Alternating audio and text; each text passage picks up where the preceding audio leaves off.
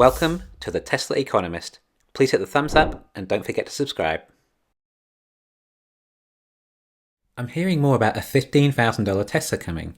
I have no idea where people are getting this information from, other than ARK's new infamous Tesla 2025 price target report, where they claimed Tesla would release a $15,000 EV. I just can't see how Tesla can build a $15,000 EV, nor why they'd want to. It sounds as if a Model 2 is hard enough work for Tesla to get down to a $25,000 price point. At this level, any price reduction becomes exponentially harder, let alone to reduce the price by nearly half and still presumably leave some sort of profit. Also, a $25,000 Tesla EV is already cheap enough. For example, a Toyota Corolla starts at $20,000. This is regarded as a fairly cheap car. But a 3 or 4 year old used Corolla is around $16,000, and that's from a dealer. If you traded it in or sold it privately, then you're probably closer to $13,000. That's $7,000 you've lost. The most efficient model has 38 miles per gallon. The average driver does about 13,500 miles a year, which is 355 gallons a year. If you spend $3 per gallon, then that's $1,000 a year in fuel. And if you're in Europe, it's a lot more than that. Over 4 years, that's $4,000. Of course, you have servicing on top of that, although it's likely free for those years for a brand new car with the warranty. But it's still a hassle having to take your car in and an opportunity cost of not being at work. Ignoring any potential savings on Tesla insurance, so far that's around $10,000 of cost for the Corolla. Now for the Model 2, at 3 cents a mile for charging, we're at a cost of $400 a year. Of course, it's practically free if you have solar, and over 4 years that's $1,600. Now the cheapest Model 3 I could find on Edmunds was $34,000. Okay, sure, this is from a dealer, so again, you might take $3,000 off the price tag if you sold it privately. Except the main issue when you buy privately is that you're worried there may be something wrong with the engine. You're concerned that you're buying a lemon. But that doesn't apply so much with an electric vehicle. And perhaps this is also the reason Teslas don't seem to depreciate too much. In economics, this is known as asymmetric information. The seller of the car has more information about the car than the purchaser. So anyway, if a Model 3 is still only $6,000 less than what you paid for it over 3 years, then a Model 2 surely couldn't lose much more than $3,000. Therefore, in our Corolla scenario, the cost of ownership was about $10,000, then the Model 2 would be under $5,000, which is less than half the price. Remember, we're excluding servicing, tyres and insurance here too. A Corolla is regarded as a cheap vehicle to own, and the Model 2 just destroyed it. Not to mention, the Model 2 is a much higher spec car, and obviously much safer, faster, and the opportunity to potentially be included into the robotaxi fleet within time. It sounds more like Model 2 ownership would equate closer to the cost of owning a $15,000 internal combustion car. Of course, the Model 2 may not even depreciate as much as this, due to the fact that demand will be so high. If you think there was a long waiting list for the Model 3, then can you imagine what it would be like for a $25,000 Tesla? Implying they could even appreciate rather than depreciate.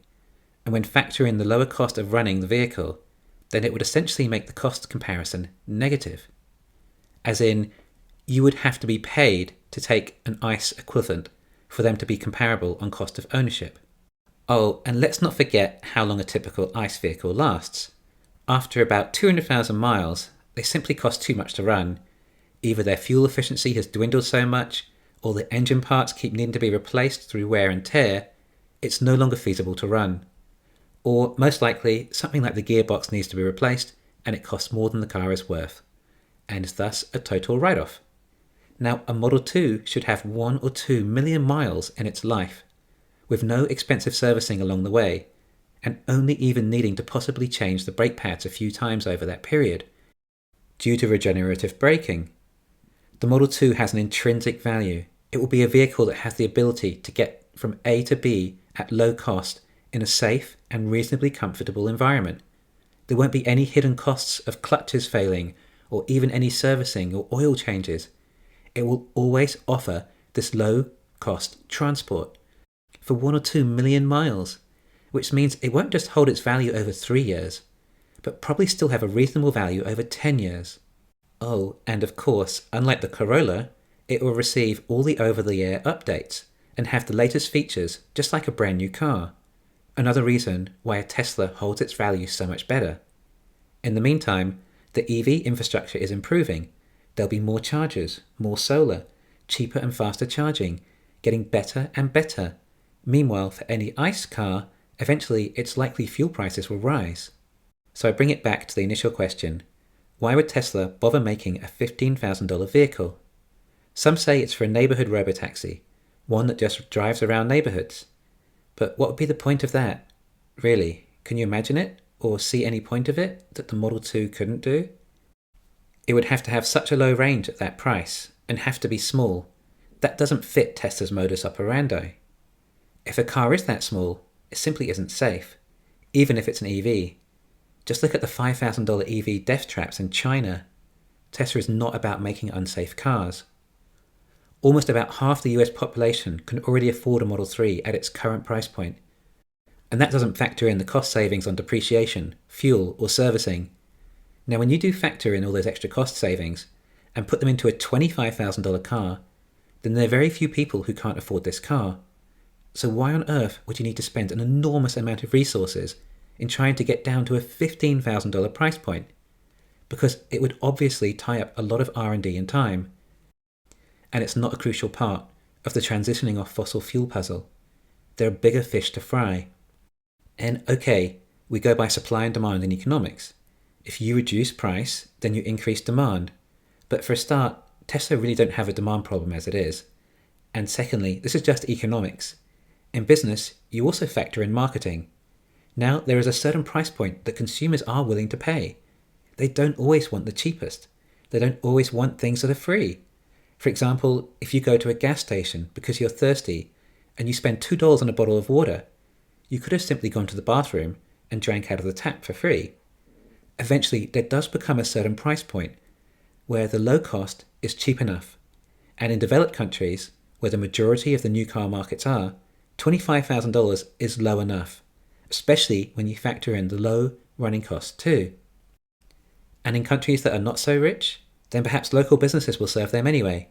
Not every car on the road has to be sold by Tesla, and perhaps in China, these $5,000 EVs are more suitable. Of course, there would eventually be an alternative solution to that anyway. People could use pooling with robotaxis. Sure, people in most developed countries aren't so comfortable sharing a taxi with strangers, but in other countries, they don't have these sorts of issues. Personal space simply isn't a thing, and this would cut the cost of travel by about a quarter.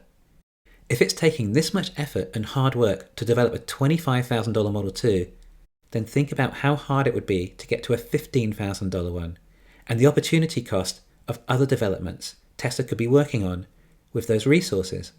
A $15,000 Tesla is not on the cards. The Model 2 will be compact enough. No other credible manufacturers go any smaller than that, and it eventually becomes a dangerous car. No matter how many safety features there are, eventually physics takes over and size matters. And I really don't know what ARK were thinking putting that in their model. It was very strange indeed, and I think possibly all their success has gone to their heads, and they're trying to be somewhat individualist and think they now have a Midas touch. There are a lot of strange things that they're saying, but don't get me started on that. And if anyone from ARK is listening, I'd be more than happy to openly discuss your ideas, so you can elaborate on what you meant. And in no way meant to be a debate, but more about working on each other's intel to try and come up with an idea of the future Tesla might become. Thanks for listening. Please hit the thumbs up, and don't forget to subscribe.